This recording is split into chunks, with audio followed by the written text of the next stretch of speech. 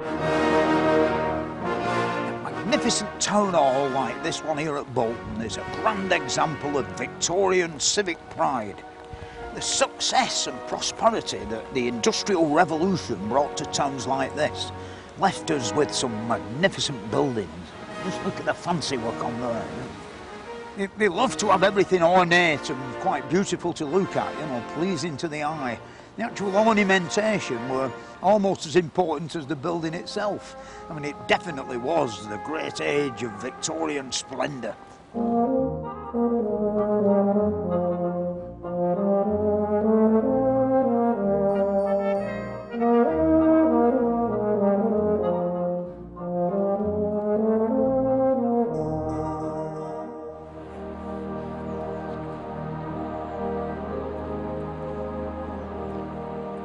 Fred Dibnah was, by his own admission, a man born out of his time. He always said he should have been born in the Victorian age. It's the age he admired, the time he would like to have lived and worked. His appreciation of the architectural and decorative skills of the age went back to his first job. I first became interested in buildings, you know, when I was about 15 years old. And of course, I lived here in this small terraced house, and this wall is one of the first things I ever built. The thing is, my mother and father wanted me to be an undertaker. And I didn't fancy that, you know, so I got on my bicycle and I pedalled off to the Youth Employment Bureau, where they fixed me up with a job as a joiner. My work as a joiner got me into some of the splendid mansions that the cotton mill owners and bleach works owners had built. This actual house was built by a bleach works owner. The thing is, I couldn't help but notice, having come from an house that hadn't got any skirting boards, you know, the quality of the woodwork and the height of the skirting boards, 18 inches up the walls, and the beautiful panel doors and architraves, and best of all, the fancy plastered ceilings, you know. Made me wonder, you know, how ever did they do it, you know. Of course, it's a pub now, so really everybody can enjoy it. He did have Victorian values. I think the biggest emphasis on what he appreciated about Victorian values was the quality. Everything was made to a very high standard. Most things were made by hand, and that is what he appreciated the most, that everything looked the part and everything was built to last. Everything had a job and it did it for generations. What you see in here, though, you know, they're really all done just to be looked at, you know. Things like the smallest details, you know, had to be beautiful. I mean, even if it were a great big thing, like a civil engineering piece, they still made a fuss of it, you know what I mean? But in houses, you know, the minute detail, right down to things like window catches, were always quite beautiful. For Fred, it was these high standards that made Britain lead the world. Fred was proud to be British, and he was proud of the achievements of Great Britain. And I think that really this country has gone through huge changes, 2 devastating world wars which bankrupted the country, and the loss of empire. There's an awful lot of psychological adjustment necessary to build the new Britain that we all live in now. And I think that maybe people were abashed to talk about those great days when Britain was so confident and really was the premier power in the whole world. It's good that Fred was able to say that, and not only say it, but to say it with pride and enthusiasm. And associate with the Victorian age in everything he did. Nowhere can this be seen better than in his own house in Bolton. John Gawley was Fred's boiler inspector, and in the course of his work, he became a regular visitor to the house. He was a great admirer of Victorian architecture, and he liked to look at it and talk to people about it. He was very good at that type of brickwork. Obviously, it's an extension of chimney repairing, but even his house, the extension to it, he got the bricks from demolished terraced houses that were in Bolton, of the same vintage as the rest of his house. And he did a lot of extra stonework on that house, which is quite beautiful to behold. So yes, he had quite an interest in architecture. It's this that I like about the Victorian era, you know. That's why I've got so much of this sort of stuff here in my house, you know. I mean, this wonderful bit here came off the front of a shop somewhere. And you couldn't see it, of course, with the paint, the detail. So I boiled it up in caustic and all the paint come off, revealing all this lovely fancy work. And it's made of pots actually, terracotta. And then, like the wonderful age of Victorian gaslighting, like this magnificent thing here, you know, which the trouble that they went to, you know, and of course you can swing the thing about. Like, I wonder, you know, there must have been lots of gas leaks from all the various joints and taps. I mean, some of them I've seen were like 3 arms on, so you could more or less move the thing anywhere you wanted. If you look at Fred's house, there was a lot of Victoriana about. He liked the old way of doing things. He was very much a perfectionist in everything that he did, and I think all of us that play with steam engines, we all live in the past a bit. But yeah, Fred, everything to do with sort of the Victorian era, he was interested in. It's all handmade by craftsmen, and nothing was machine made, and you know, that's why he liked it so much.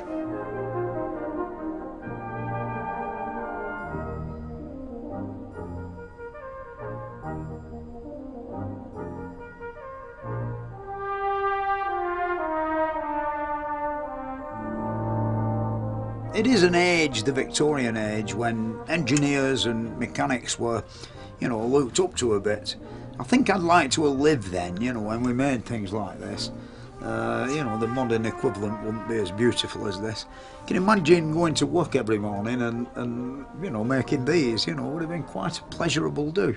I suppose they got a bit sick, but, you know, I think I'd sooner make these than hinges for car doors or something on that score, you know, you know, you don't even know which bloody car they're going on. There was something about it when, in the great age of steam, we led the world and made all the beautiful bits for these things. I think he was very good on exactly that point, because although I think we do all now think it's a good thing we don't have an empire and go around the world telling everybody what to do, but the other side of that was a very great kind of generosity on the part of the Victorians, a great sense of civic pride, which Fred always brought out, whether he was looking at a town hall or a park. All those things the Victorians gave us, as well as town halls. He talked about mechanics institutes, but they gave us the swimming baths, the libraries, the public open spaces, all the things we're letting go again, and he was very good at emphasising that. And Fred never missed an opportunity to show us the glories of the Victorian age.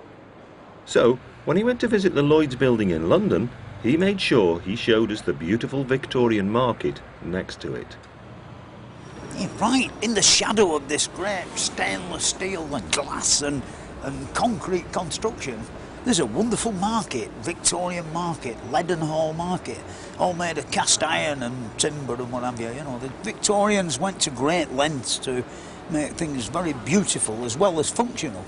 The whole place is an iron founder's dream, you know, all the beautiful columns and the ornamental corbels and all the flowery bits will all be hollow.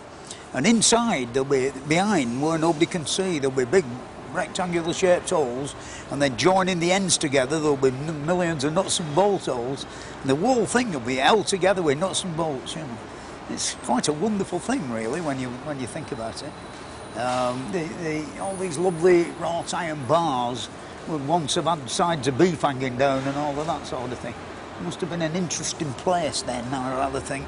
Oh, I think he would have done very well in the Victorian age. He had that absolutely Victorian mixture of being very keen on progress, very keen on getting things done, very keen on thinking through problems, and at the same time this complete fascination with the past and a great sympathy with the past. And the Victorians were always looking to the Middle Ages, building new buildings in a Gothic style, but as Fred showed, you know, all full of cast iron, all full of the latest technology. And I think his enthusiasm and his ingenuity, his way of thinking things through, would have made him a very successful Victorian. Eastnor Castle in Herefordshire was built for the first Earl Somers in the first half of the 19th century. Its architect, Robert Smirke, designed it to look like a great medieval castle. When Fred visited it, he was able to show us this marriage of Gothic style and modern technology, as he raised the questions we all want to ask when we visit a great building like this. How could they make the archways so big?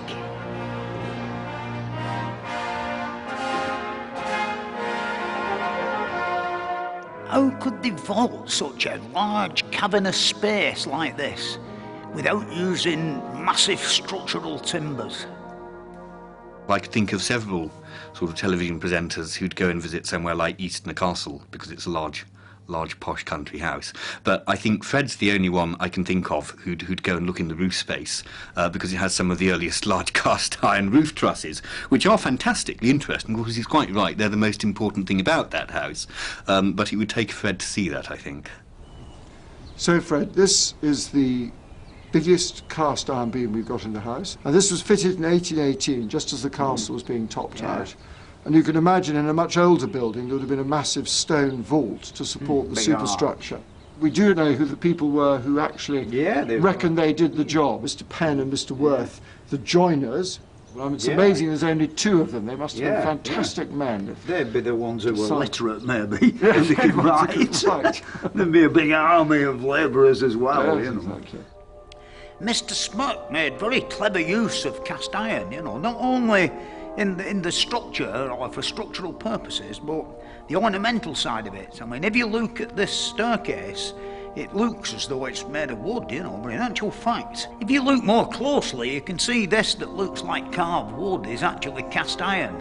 And of course, the way that they would do this is to make, first of all, a wooden pattern and bury that in the sand in a moulding box and then pour in the molten iron.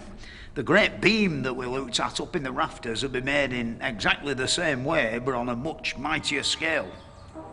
When you think about it, when you're having building work done, the plasterers and the tilers and the joiners are as important as the men who actually built the place. Once Eastnor Castle had been built, they proceeded with the interior work and it was all pretty lavish. This is the Gothic drawing room, which was redecorated in 1849. And for me, this is the height of Victorian splendour and embellishment. And it's a very fine example of how good they were at decorating places back in them days. The man responsible for the room was the architect and designer Augustus Welby Pugin. I think the great impression you get from Fred's programmes is his enthusiasm. And that was a very strong Victorian idea, that if you put enough energy into something, if you really worked hard at it, if you really loved it, then you would succeed. And I think that there's a great sense nowadays that, you know, you can do things without a lot of effort. And he knew that it did take effort to produce these amazing machines and buildings that he loved so much. What Fred tells us about Pugin is not just to look at the outside of the building, but to look on the inside of the building, and that it's a complete designed space.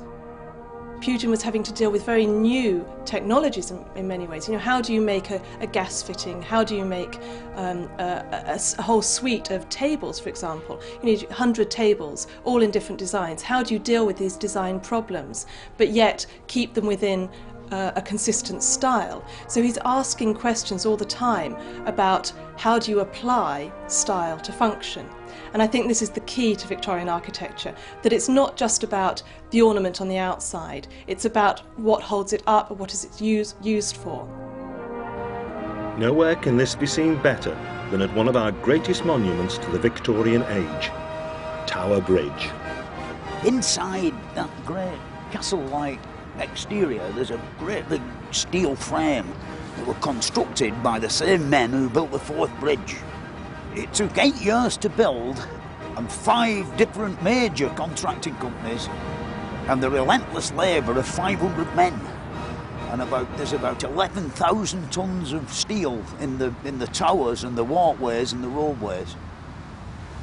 On the completion of the steelwork, it was clad in Cornish granite and Portland stone, both to protect the ironwork and give it the beautiful appearance that it has now. Yeah, when you come inside one of the towers, you know, you can see its great steel skeleton, you know, that's all riveted together. The whole thing would stand up really without the fancy stonework or the beautification on the outside, you know. It's a wonderful bit of ironwork, really, you know. Let's do some riveting, you know. Fred was very good at looking at things which were very famous. I mean, he could look at Tower Bridge and make you feel you'd never seen it before. And people have heard of Pugin, they've all heard of the Palace of Westminster, and he showed us the House of Lords and all of that. But I think for most people, Pugin is just a name associated with some very expensive wallpaper recently. But because he went off and he looked at Eastnor Castle, he looked at St Giles Cheadle. St Giles Cheadle is a wonderful church, but it's in quite a small town in Staffordshire, and I think a lot of people don't realise that they might have a world-class work of art in their own town, just round the corner, 20 minutes drive away. And I think that kind of programme makes people feel that, yeah, they can go and see these things.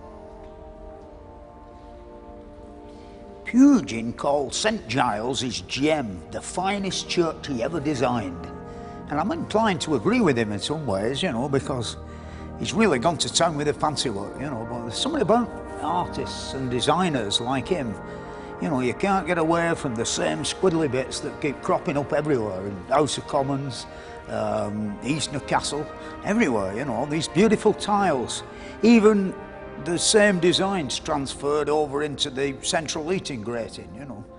And when you look behind me here, this lovely screen and its pan vaulting reminds me of the wood holding the lantern up at Ely Cathedral.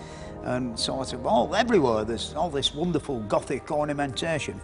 Even up on the roof, you know, like the ridge tiles are made of cast iron and they're almost identical to the ones on the Houses of Parliament.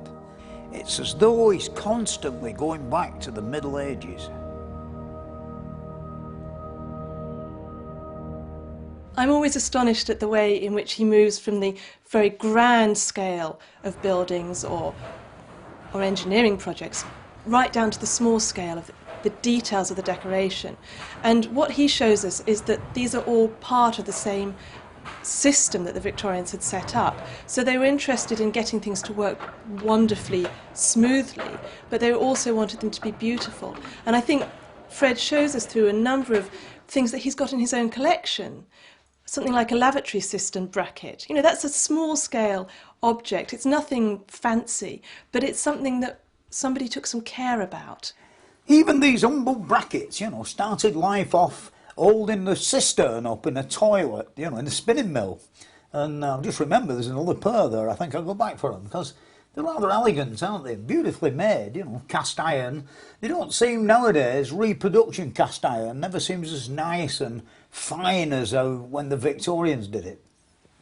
And it's this idea of wanting to put effort again into what you're making, what you're doing, making it special, making it individual, making it personal. And I think that that is the key to both to the Victorians in many ways, but also to how Fred talks to us. And what he related to best was the sort of small-scale domestic architecture, like all the Victorian features here in the houses at Beamish Open Air Museum. Good morning. Good morning. Rather a splendid parlour you've got here, eh? It's very nice. Yeah, it's like a bit of a cut above the others, isn't it? With the semicircular arches and the... I've got a fireplace like that at home in one of my bedrooms. Oh, you're lucky. Yeah, it's about 1850, I would think, that thing were made. Yep. And all, and the lovely sash windows with the panelling and the shutters and everything. Yep. This is quite posh, isn't it? Yes, this it's is a bit, rather superior residence. Yeah. I'll see, there's not even any gas lamps, is there? It's no. only like oil lamps, still on the oil, you know. No, they're and a bit old-fashioned we are. Splendid ceiling rows there, that's, yeah, very beautiful. Mm. Yeah, my mother wanted me to learn to play the piano, but I never got around to going. Yeah, my brother went, and the pianoforte teacher used to say to me, "Why don't you come instead? You'd be better at it than he is." Good morning. This is a bit like home from home for me, this. Like, really, the Victorian cast iron fire grate is like the centre of the household, you know. Everything happened here. The bread were baked and all the boiling water come out and it dried all the clothes on the rail here. It's quite a fascinating thing. It was Victorian through and through, Fred, and he had certain ideas that he would expect his wife to behave and respond. Say, for instance, if his meal wasn't on the table at a certain time, he'd be quite cross, or he might expect that you should have the house spotless and even bake bread. But of course, there's only so many hours in a day that you can do, and he'd go out and moan to people that, I'm not having bloody tea yet, like. Do you do this often, dear? Once a week. Once a week. Yeah, I've actually got one at home that's a bit older than this, and I've mastered a way of doing the black leading with an electric drill, with a mop on the end, makes life a bit easier. It's quite a technical one, this, isn't it? It's got all these lovely, are these for working the dampers and things? Yes. Yeah, it's very interesting, yeah. Oh, Mr. Moffat Brothers, Gateshead. Yes, it's a local Gateshead on Tyne. Yeah, you've got quite a few labour-saving devices in here, haven't you? That's for cleaning knives, isn't it? Yes, because there was I've stale got one, but it's not in as good a nick as yours. I remember him talking about how you could see the letters co-op on any high street at one point in the 19th century. And I think that's the kind of thing a lot of people will have seen on their own high street and walked past it a million times. And then when you've seen Fred's programme, you walk past it and you think, oh, right, that's what he was talking about. He made sense, I think, of a lot of the built environment that people have got very used to. The original quap business started off in Rochdale in 1844. It sort of mushroomed into an England-wide organisation that in the end they had their own architects and their own builders and the beautiful structures that they did. They always stood out in Lancashire, in a poor mill neighbourhood, there were always this beautiful building, the quap, and they always had a beautiful plaque on, the Farmworth and Kersley Cooperative Society or the Bolton Cooperative Society, and of course it went on and on until it got that big. I don't think they could manage it. And of course the architecture, these lovely, they were like wood inside of a big wooden box. They were all the same, with lovely T&G board in with lovely beadings down the edge.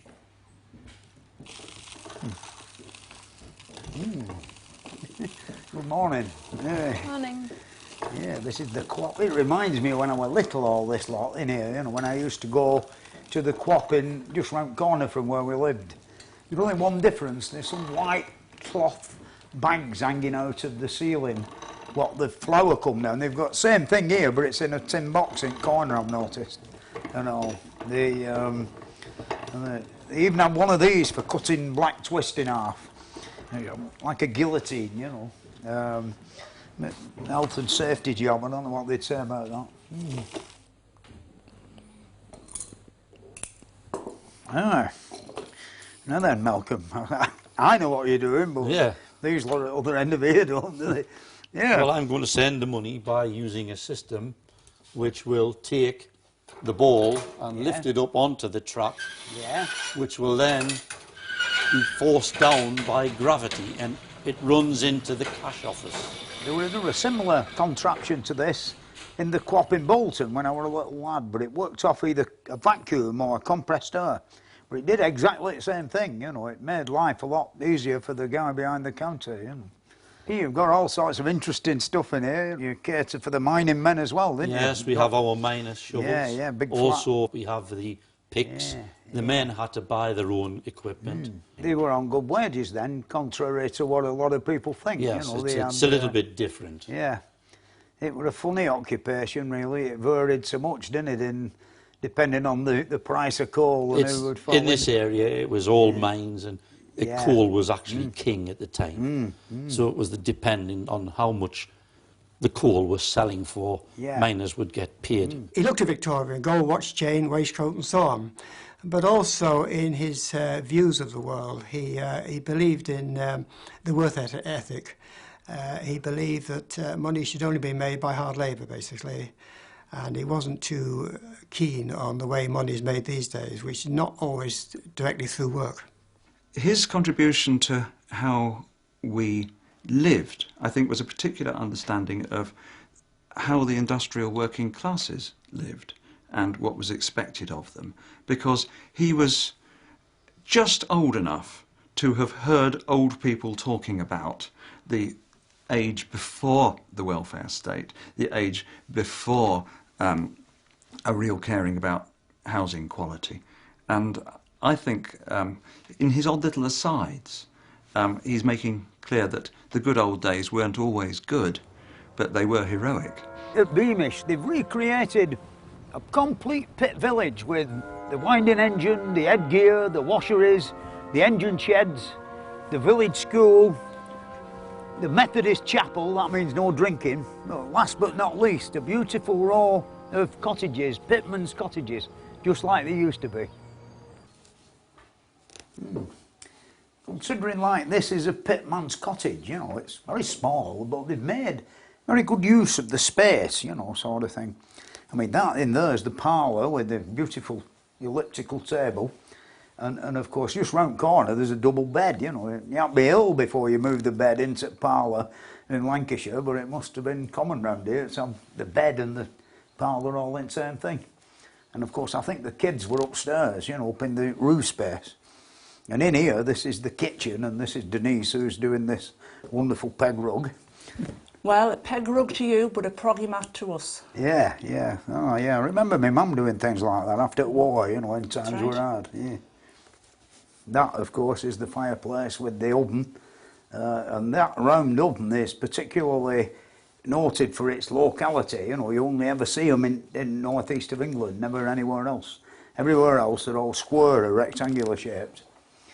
I know I've got one somewhat similar, with same sort of handle, but a square door. A lot of people still use the word Victorian as a term of abuse. It's pejorative. You know, we blame the Victorians for so many of society's ills today. You know, the way we live in our cities, the things that we've done to our countryside, the way that our factory systems work. We seem to think that the Victorians should have been more far-sighted. They should have been more politically correct, I suppose. And I think that Fred, by drawing attention to their great achievements, makes us realise that it wasn't all dark satanic mills. I do think that though there can sometimes be a problem in the programmes, that it is very celebratory of the past and very subjective in the way that he talks about the past. And I think that there are times when you look at a worker's cottage in Beamish and it's all spick and span, and you think, well, actually, what would it be like when somebody comes back from the coal mine and they're still grubby and they've got 6 kids and they've got to feed them, and you know, you do slightly wonder whether it is a bit rose tinted, and that the reality of working in a mine or working in a factory, even though you are surrounded by beautiful machinery which is all highly decorated, it might have been rather less pleasant than some of the programmes give you the idea about. He didn't want to preserve the fact that folks were living on a pittance, and you know, in houses with no modern facilities. It wasn't that he wanted to preserve. It was just purely the craftsman's side of the job, the way things were designed and built. Fred shows his love of the Victorian age a great deal through his appreciation of what he could see. He looked at pumping engines being a thing of great beauty, for example, in water supply. And you can look at the aesthetics of a piece of Victorian engineering when things were made where form and function went hand in hand, whereas now we're very much a sort of throwaway society where something is made to do a job here and now, and not much thought is gone towards what it looks like. The Victorians had that sense of aesthetics, and I think that appealed to Fred a great deal, and he was able to show the public through his programmes that appeal as well, to see that, you know, these things didn't only look well, they performed well, and they lasted a very long time. I wonder if they'll let us have a go at, you know, playing with the handles.